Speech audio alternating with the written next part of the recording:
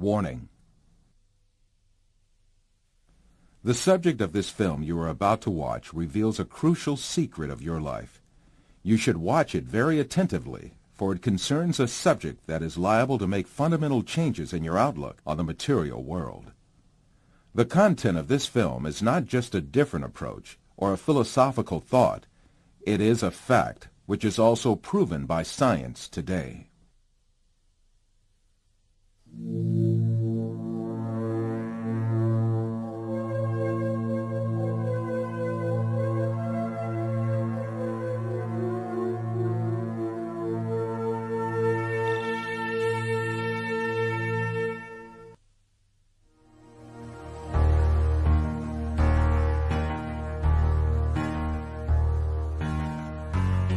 Man is conditioned right from the beginning of his life that the world he lives in has an absolute material reality. So he grows up under the effect of this conditioning and builds his entire life on this viewpoint. The findings of modern science, however, have revealed a completely different and significant reality than what is presumed.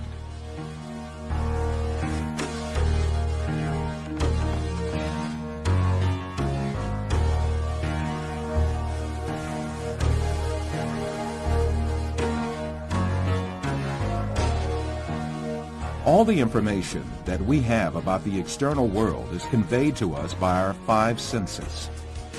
The world we know of consists of what our eyes see, our ears hear, our noses smell, our tongues taste, and our hands feel.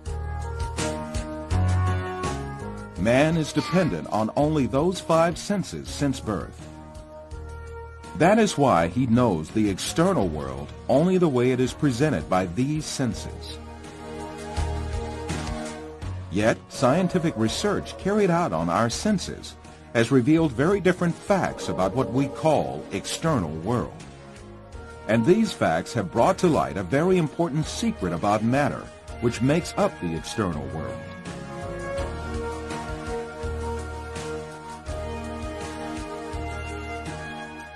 Contemporary thinker Frederick Vester explains the point that science has reached on this subject. Statements of some scientists posing that man is an image, everything experienced is temporary and deceptive, and this universe is a shadow, seems to be proven by science in our day. In order to better grasp this secret behind matter, let us be reminded of our information about our sense of sight, which provides us with the most extensive information about the external world.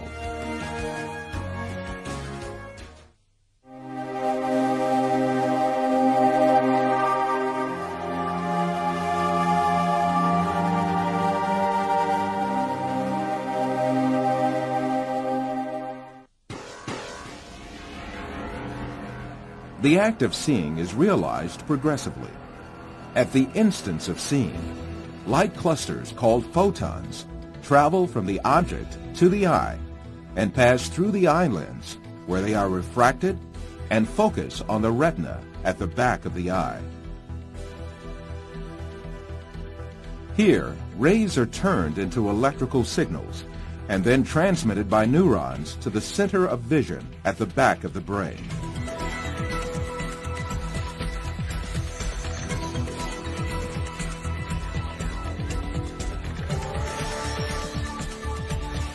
The act of seeing actually takes place in this center in the brain.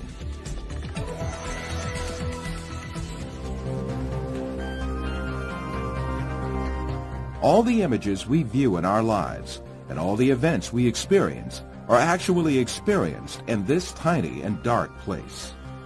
Both the film you are now watching and the boundless landscape you see when you gaze at the horizon actually fit into this place of a few cubic centimeters.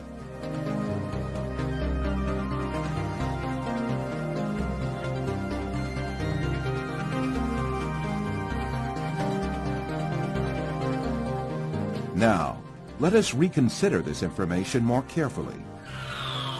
When we say we see, we actually see the effect the rays reaching our eyes form in our brain by being converted into electric signals. When we say we see, we actually observe the electrical signals in our brain. By the way, there is another point that has to be kept in mind. The brain is sealed to light, and its interior is absolutely dark. Therefore, it is never possible for the brain to contact with light itself. We can explain this interesting situation with an example. Let us suppose that in front of us there is a burning candle, and we view its light. During this period, when we view the candle's light, the inside of our skull and our brain are in absolute darkness. The light of the candle never illuminates our brain and our center of vision. However, we watch a colorful and bright world inside our dark brain.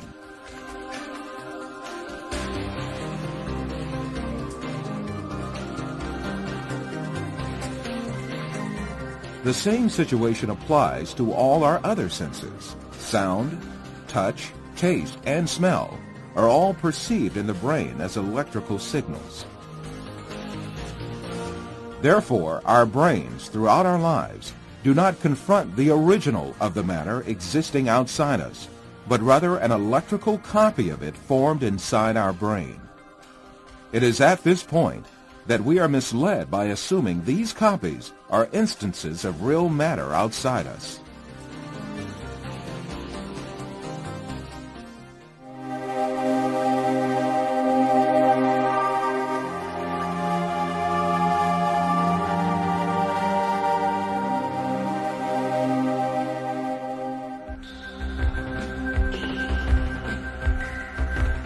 These physical facts make us come to an indisputable conclusion. Everything we see, touch, hear, and perceive is matter. The world, or the universe, is only electrical signals in our brain.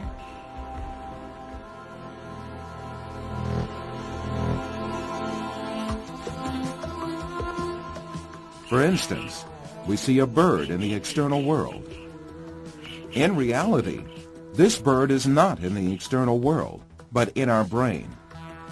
The light particles reflecting from the bird reach our eye, and there they are converted into electrical signals.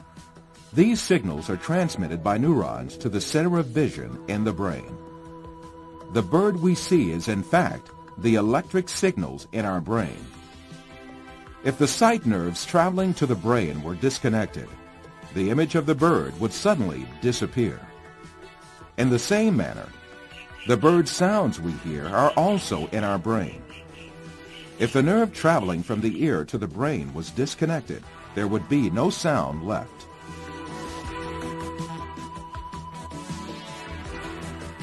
Put simply, the bird, the shape of which we see, and the sound of which we hear, is nothing but the brain's interpretation of electrical signals.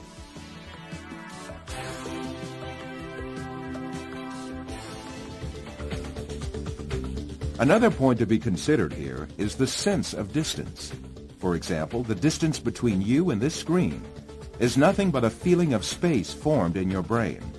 Also, objects that seem to be very distant in one person's view are actually images clustered at one spot in the brain.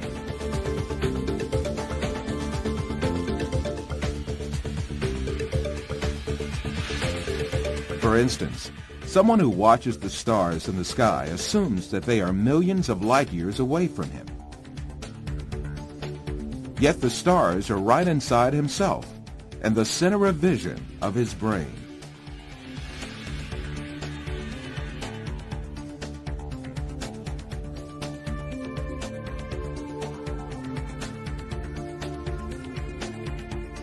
While you watch this film, you are, in truth, not inside the room you assume yourself to be in. On the contrary, the room is inside you. Your seeing your body makes you think that you are inside of it. However, you must remember that your body, too, is an image formed inside your brain. So far, we have been speaking repeatedly of an external world and a world of perceptions formed in our brain, the latter of which is what we see. However, Since we can never actually reach the external world, how can we be sure that such a world really exists? Definitely we cannot. The only reality we cope with is the world of perceptions we live within our minds.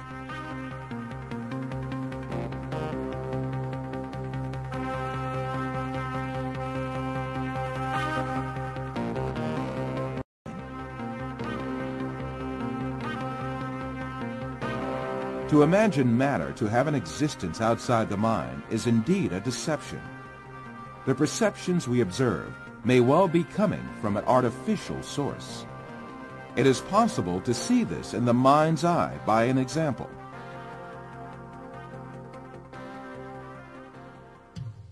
First, let us suppose that we could take our brain out of our body and keep it alive in a glass jar. Let us put a computer in which all kinds of information can be recorded. Finally, let us transmit the electrical signals of all the data related to a setting, such as image, sound, and smell, to this computer. Let us connect this computer to the sensory centers in our brain with electrodes and send the pre-recorded data to our brain. As our brain perceives these signals, it will see and live the setting correlated with these. From this computer, we can send to our brain also signals pertaining to our own image. For instance, we can send to our brain the electrical correlates of such senses as sight, hearing, and touch that we perceive while we sit at a desk. In that state, our brain would think itself as a businessman sitting in his office. This imaginary world would continue as long as the stimulations keep coming from the computer. We would never realize that we only consist of a brain. It is indeed very easy for us to be deceived into believing perceptions without any material correlates to be real. This is just what happens in our dreams.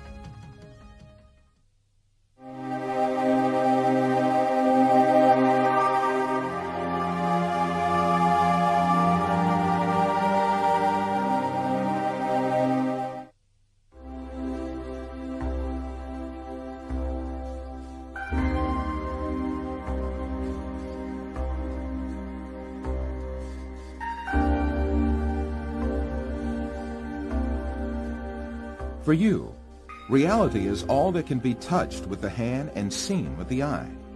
In your dreams, you can also touch with your hand and see with your eye.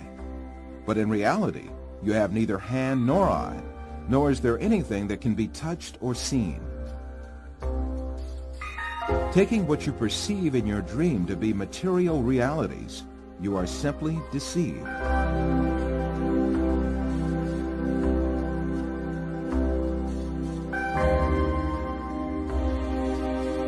For example, a person deeply asleep in his bed may see himself in an entirely different world in his dream.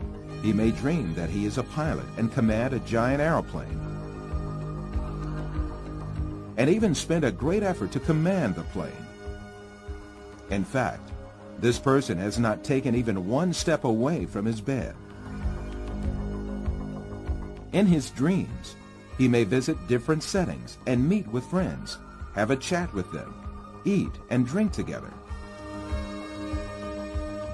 It is only when the person awakes from his dream that he realizes all were only perceptions.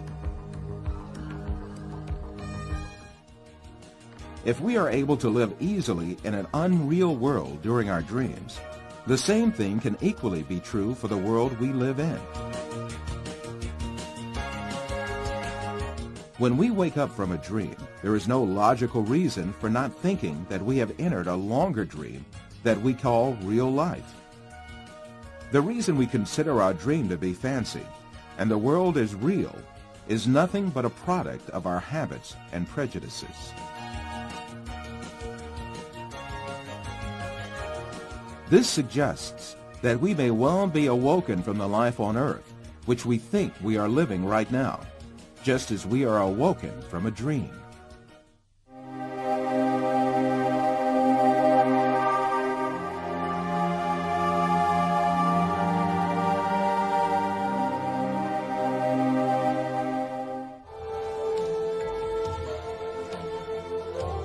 After all these physical facts arises the question of primary importance. If all physical events that we know are intrinsically perceptions, what about our brain? Since our brain is a matter just like our arms, legs, or any other object, it also must be a perception just like all other objects. An example will illuminate the subject further. Let us think that we extend the nerves reaching our brain and put it outside our head, where we can see it with our eyes. In this case, we would be able to see also our brain and touch it with our fingers. This way, we can understand that our brain is also nothing but a perception formed by the senses of vision and touch. Then, what is the will that sees, hears, and perceives all other senses if it is not the brain? Who is it that sees, hears, touches, and perceives the taste and smell? Who is this being that thinks, reasons, has feelings, and moreover that says, I am me? One of the important thinkers of our age, Karl Popper, also poses the same question. Since the Greeks, philosophers have been thinking about the ghost in the machine, the small man within the small man, etc. Where is I, the person who uses his brain? Who is it that realizes the act of knowing? As St. Francis of Assisi said, what we search for is the one that sees. In fact, this metaphysical being that uses the brain, that sees and feels, is the soul. What we call the material world is the aggregate of perceptions viewed and felt by this soul. Just as the bodies we possess and the material world we see in our dreams have no physical reality, the universe we occupy and the bodies we possess now also have no physical reality. The real absolute being is the soul. Matter consists merely of perceptions viewed by the soul. Yes, even if we start with the presupposition that matter is real, the laws of physics, chemistry, and biology all lead us to the fact that matter consists of an illusion and to the inevitable actuality of a metaphysical matter. This is the secret beyond matter. This fact is so definite that it alarms some materialist scientists who think matter to be the absolute being. Science writer Lincoln Barnett says in his book, The Universe and Einstein, along with philosophers' reduction of all objective reality to a shadow world of perceptions, scientists have become aware of the alarming limitations of man's senses.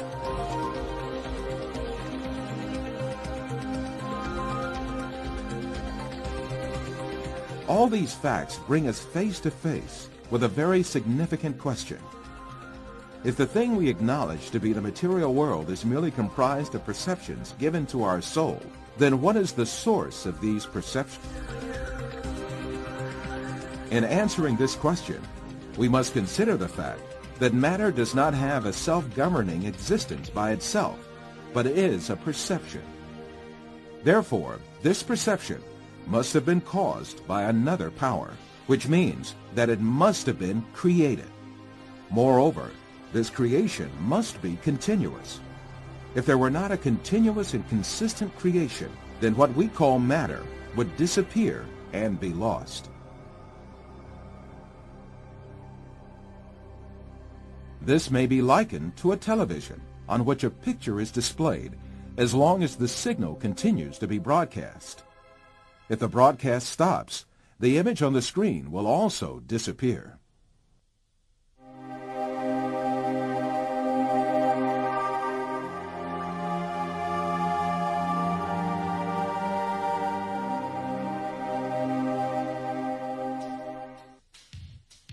So, who makes our soul see the earth, people, plants, our bodies, and all else that we see? It is very evident that there is a superior creator who has created the entire material universe. That is, the sum of all perceptions, and continues his creation ceaselessly. Since this Creator displays such a magnificent creation, he surely has eternal power and might. All the perceptions he creates are dependent on his will, and he dominates everything he has created at any moment.